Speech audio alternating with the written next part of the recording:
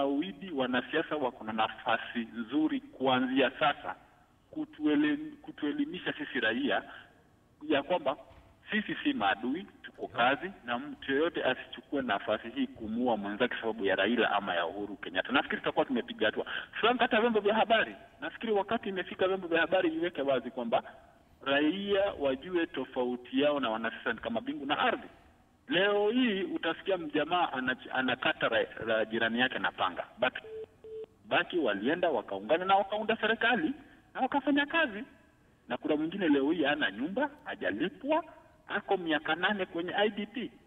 So Bwana Frank, ni kazi ya wanasiasa na vyombo vya habari kwa ujumla kuweka raia huyu wa chini na elimu tosha, atofautishe mwanasiasa, ajue kwamba wanasiasa ni marafiki na sisi pia tuishi na yanzi hapo kabila utaisha. Asante sana kwa maoni yako Bwana Jojo pia kutoka Kahawa. Hilo swala amelielekeza kwa Bwana Uwidi, lakini nadhani kwamba hilo ni swala ambalo sote tunaweza tukalizungumzia. Kwanza naomba nije kwako Bwana Tuku. Amesema kwamba wanasiasa wanagonganisha wananchi, lakini wao wenyewe wanaitana ndugu. Raila na Uhuru ni ndugu.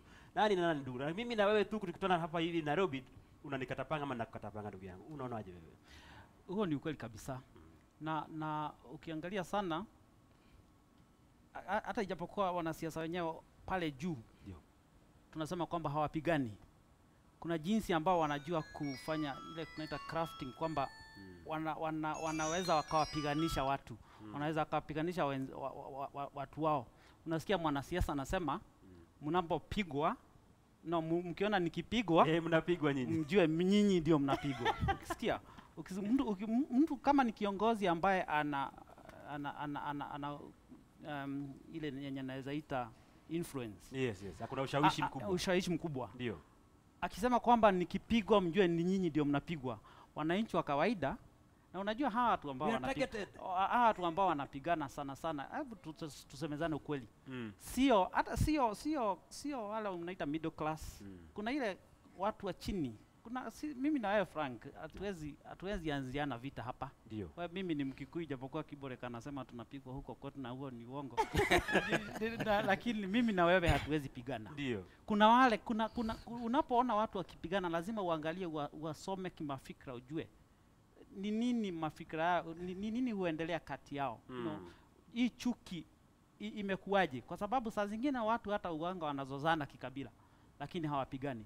Lakini unaposikia kwamba mwanasiasa akisema kwamba nikipigwa ni nyinyi, ana address hawa watu, ana address mobs. Wale watu wanajua kwamba hawa nikiwaambia hivi watani protect. Unaona mtu akiitwa mahakamani ama akiitwa katika kwenda kuandikisha taarifa ya habari kwa polisi, anabeba kikundi chake chote cha wafuazi wake 100.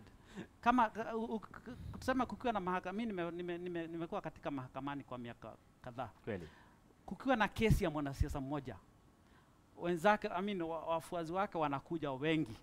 Kama hiyo kesi ni kati yake na mwanasiasa mwingine, kila mtu ana kikundi chake. Sasa hayo mambo inapokuwa kama inatendeka hapa Nairobi, inaenda mpaka huko mashinani, inakuwa kwamba sasa kumekuwa na hivyo vita. Unasikia watu wanapigania kitu kidogo kabisa, vita vinazuka.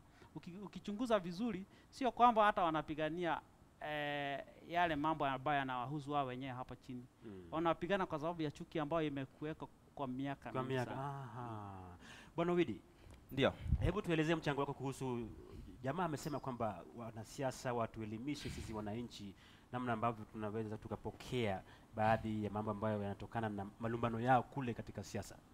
Ni kweli Frank, unajua mimi nilisema hapo awali that kuna wanasiasa wengi wana benefit kutokana na hii ukabila. Kuna science moja inasema ukiwa na watu wako na umewaambia na waelekeza huku, watakufuata wakijua huko kuna mazuri, na watakupenda kama kuna waadui wao unawazingira kutoka kwao. Sasa wanasiasa hawawezi fundisha watu, civic bodies na nyinyi watu wa media ndio mnaweza leta ile kitu inaitwa civic education. Unajua mimi ni chairman wa Luo Dialogue Initiative. Bwana Vikari, hello. Hello. Jina lako nani kamili? Jina langu ni Vikari Omwando natoka kule sehemu ya Oyugis, lakini kwa sasa hivi niko Migori. Vikari Mwando, endelea. Ningependa kuchangia mada. Hebu harakisha kidogo, muda hatuna. Kinachochungua nchini Kenya ni kwamba kuna viongozi ambao wako kiasi fulani. Sasa huu binafsi ukiona kwa sasa hivi ukiangalia kule Nairobi, unaona Wakikuyu wanahamisha kutoka Kiambu, Nyeri, wanaenda kujisajili kule Nairobi. Sasa hiyo ni vita, unaona kwamba sisi tunaona kwamba ni Mjaluo anapigwa. Sasa ule ukabila uko miongoni mwetu, lakini kusonga mbele kama Wakenya na viongozi ambao wako kule mbele kwa sasa hivi hawana nia nzuri kwetu. Hivi kwamba ukiona Raila ni kule anajitakia mwenyewe, ukiona Uhuru Kenyatta anajitakia yeye na wale marafiki zake na wale watu wa kwao, ukiona Ruto vile vile ni huko. Sasa kusonga mbele sisi kama Wakenya inafaa tuamue kwamba hii ni nchi yetu, na kule tuhakikishe ya kwamba wale ambao tunawachagua ni wale ambao watu wa maadili na wako na ule huruma ama kuona kwamba nchi ni muhimu kuliko mtu binafsi. Asante sana ndugu yangu.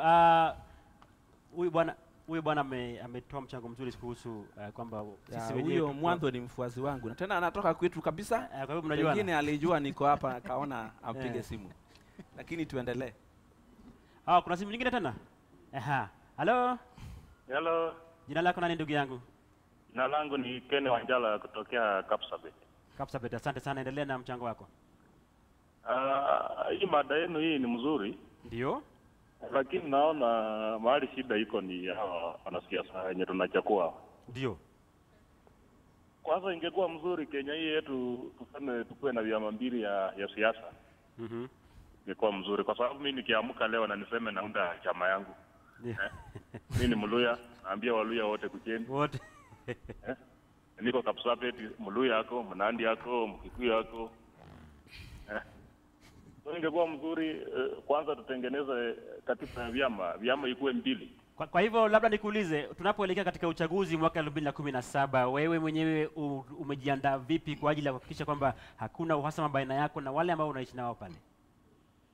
Okay, kura mimi kujipanga nimepanga. Na yule mtu atakuja na ushawishi mzuri. Tampigia kura. Ndio. For example, last election mimi ni Mluya. Nilimpigia Mjaluo. Mtu wake Zigia alikuwa Mkamba. Kama yeye angeingia kwa ofisi na asema anachukua watu wengine aanze kunipangia ilikuwa ni kazi yake, lakini mimi nikisema ati kwa sababu ni Mluya na Mudavadi alikuwa amesimama hapo wacha nimpigie Mudavadi. Hiyo ndio ukabila mimi naeneza. Asante sana kwa mchango wako, asante sana. Asante sana. Hebu tuendelee na mjadala kidogo. Ulikuwa unasemaje? So nilikuwa nasema lazima tufundishe wananchi that hawa viongozi hawananga vita kati yao. Tuliona hata wakati tulipigana 207. Viongozi walikaa pamoja, walisalimiana na wakaendelea mbele.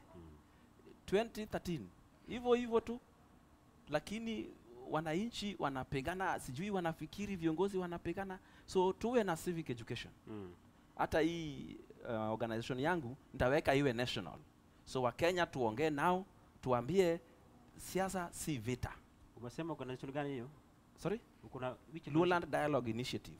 Nilianza Lowland, lakini sasa naona Lowland Dialogue Initiative LDI.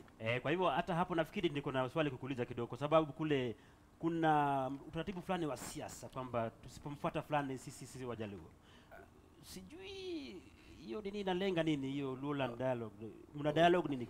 Ilikuwa kuleta watu pamoja. Unajua Ujaluoni ukienda huko kama leo, utapata kuna watu wengine wanasemanga hawa si watu wetu, ni watu wa nje. Huyo ni mtu hata kuona parliament pengine hautaona, kwa sababu huko usiposimama na ODM uendi mali. Ukienda ODM wanasema huyu si mtu wetu. Sasa nilikuwa naona inafaa tuitane watu wote pamoja, tukae kwa meza, tuseme sisi ni jamii moja. Unajua Kenya hata tusiposema, parties za kwanza ya mtu akisaliwa ni kabila lake. Wewe ukisaliwa pati yako ni Ujaluo, wewe ukisaliwa pati yako ni Ukikuyu. Hata tukificha nyuma, hiyo ndio tunaendelea. Hizi pati zote unaziona zimejengwa katika jukwaa la ukabila. Ukisema tuko na TNA ukiangalia vizuri utapata 90% ni Wakikuyu. Ukiangalia URP 90% ni Wakalenjin. ODM vile vile ni ya Wajaluo. Tusijidanganye, hiyo ndio ukweli wa mambo. Sasa inatakana tukae chini. Hata Pwani pia naona wanataka wanataka yao. Na watu wanaona chama ikijengwa juu ya jukwaa la ukabila ndio inaenea kwa haraka. Kwa sababu hiyo kabila inaona hii ni chama chetu. Ruben, huko Baringo, hali kuna namna gani? KANU, ODM ama namna gani? Je, kuna ule tu kwamba nyinyi ni wa Kenya ama mna ukanu ama ODM ama URP, iko namna gani? Sisi kama Baringo ndio tunakubaliana kwamba kuna msikilizaji amepiga simu pale akasema ingewezekana tukuwe na chama viwili. Kenya kama nchi tuko na less than 100 years tangu tuja hapa. Tangu Wajaluo wafike kutoka Nile, Wakikuyu wafike kutoka Congo Forest, ile migration ile. Hatujapata shared common interest kama wa Kenya. Wa Amerika vile vile ni mara ya kwanza baada ya miaka 100 na kitu tumepata rais wa Afrika. Kuna Hispanic wamejigawa pale ndani. So Kenya inafaa kufanya, we should bring a party. That's why mumesema pale Tanzania na South Africa wana kabila vile. Sababu chama zao ni chama moja mbili. Tukiwa na chama mbili, moja ama tatu ama 60 ama 6, tutaendelea kusambaratika na tutaendelea kuenda kwa njia za kikabila na kutaendelea mpaka Elmolo wa mwisho Dorobo. Hivyo tuende na kila jamii na kabila yake. So nafikiria Kenya ile utamaduni yetu hatujasoeana. Ukimwambia mtu yuko kwetu nakula omena, atakucheka. Anasema omena inakuliwa ama ni kitu inakuwa tu majini pale. So tukiwa tumezoeana na Mkalenjin amekula omena, Mkikuyu ameacha ngwasha na kunywa mursik. By that time tutakuwa tumeingiana kama wa Kenya. Lakini kwa sasa bado kila mtu wako na tabia nyalileta kwenye alitoka. Ulileta samaki yako Nile, ukaleta ngwashi yako Kongo, ukaleta ng'ombe yako pale Sudan. Tumekuja hapa Kenya bado tumekana, lakini roots bado ziko vile. Bado ziko kule kule. Hii boundary ya kuwa Kenya na kuwa nchi italetwa pamoja na chama moja mbili. Ile strong. Sababu itakuwa tunaunda sera na hata ukiwa Mkalenjin na una mahali itabidi mmekaa kwa ile chama moja na ule mwingine. So pale Baringo sisi tuko Jubilee. KANU tulikuwa ungetumia, unajua kuna tense ile inaitwa nini kwa Kiswahili tense, tulikuwa KANU nyakati tulikuwa KANU, lakini sasa tuko Jubilee. Ndio. Na kwa future tunaomba hiyo Jubilee iwe ni chama ilete paka KANU pamoja, tukae kwa chama moja sisi wote. Ndio hapo ndani pia. ODM pia ikuje tuimese pale kwa Jubilee. Ndio tukae kama nje niko na chama moja. Niko na swali kidogo. Amezungumzia kuhusu yale makabila madogo madogo kama Dorobo na kadhalika. Je, unahisi kwamba kuna wakati ambapo Wakenya watawahi kuona kwamba yule anayetoka katika kabila ndogo anastahili kutoa uongozi wa nchi hii? Hapo ndio nilikuwa nataka kuzungumzia kuhusu venye Bwana Kibole rafiki yangu hapa amesema. Kwamba anasema kwamba katika Baringo wako kwa Jubilee. KANU walikuwa. Chenye hajakwambia ni kwamba Jubilee ni KANU hiyo ambayo walikuwa. Ukiangalia sura kabisa ya Jubilee ni KANU. Hata ukiangalia ODM bado ni KANU. Ukiangalia utaona Jubilee kwa KANU, KANU kwa Jubilee, utaona mchanganyiko wa aina hiyo. Na ndio tukasema haswa katika jamii hiyo competition ya kisiasa lazima iwe. Alisema kwamba ukienda huko Jaluoni kuna huo mvutano. Naam. Kati ya viongozi wa ODM. Hiyo ni katika jamii. Lile jambo ambalo tuko against ni zile vita za kikabila kwamba sasa mkishakubaliana kwenu mnapigana na kabila lile lingine. Lakini jambo la muhimu sana ambalo ningetaka kusema, na hili limechukuliwa haswa katika katiba ambayo tuko nayo wakati huu, ni kwamba tuanze ku-identify wale viongozi individual, wale watu ambao wanaweza ongoza nchi, awe ni wanachama kipi au kipi. Na sasa nimekuwa mimi nikisema kwa maoni yangu, kuna watu ambao wamejichimbia kwa kisiasa, wanaamini kwamba katika viti vingine ni wao tu na ni zao. Ni unaweza fikiri ni viti ila vya jamii ama vya wenyewe na marafiki. Tunasema kwamba ukiangalia kama rais ana 2 terms ya miaka 5. Hiyo iko set. Akimaliza miaka 10 anaenda. Ukiangalia governor hivyo. Ukiangalia MPs, kuna MP wenye anaweza hata enda miaka 20. Tunataka kusema hivi. Kuwe kama wewe ni mbunge, fanya miaka 5. Ukishafanya miaka 5 hata kama hakuna haiko kwa katiba, wananchi wenyewe wajiwekee katiba yao wenyewe kwa mafikra yao kwamba wewe ukishamaliza miaka yako 5 tunamalizana nawe unaenda nyumbani. Hakuna jambo ambalo utafanya zaidi ya miaka 5 ambalo hungefanya katika wakati huo. Ndipo sasa siasa iwe ya kukuza. Unajua kuendeleza. Hivi kwamba si mtu mmoja tu yeye ndiye simba wa boma hili.